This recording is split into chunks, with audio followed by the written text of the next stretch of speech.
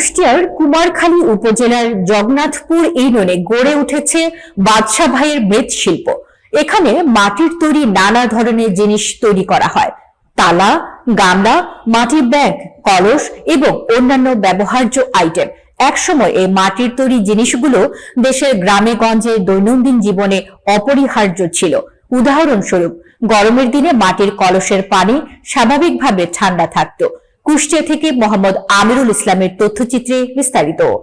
তবে বর্তমানে মৃৎশিল্প ধ্বংসের পথে। বাংলাদেশে স্টিল, মেলামাইন ও প্লাস্টিকের তৈরি জিনিস জনপ্রিয় হওয়ায় মাটির জিনিসের চাহিদা কমেছে। বাদশা ভাই জানান, তার ইচ্ছা সারা দেশে প্রত্যেক জেলা ও উপজেলায় মাটির তৈরি জিনিস পৌঁছে দেওয়ার, তবে অর্থের অভাবে তা সম্ভব হচ্ছে না।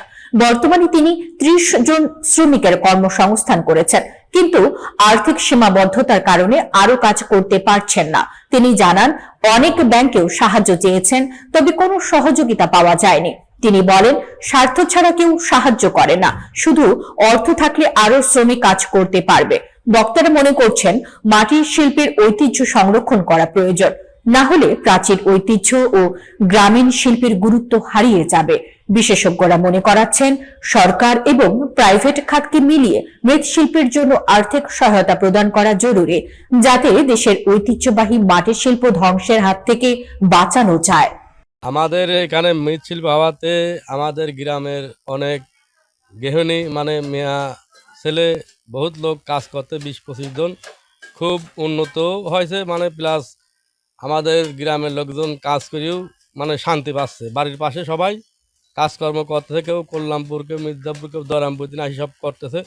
এরাও খুশি, আমরা বাড়ির পাশের লোক আমরাও খুশি। যদি আর্থিক সুবিধা সহায়তা পাওয়া যায়, ঠিক পাইছেন, এইগুলা আমি আমার নিজ অর্থায়নে করেছি।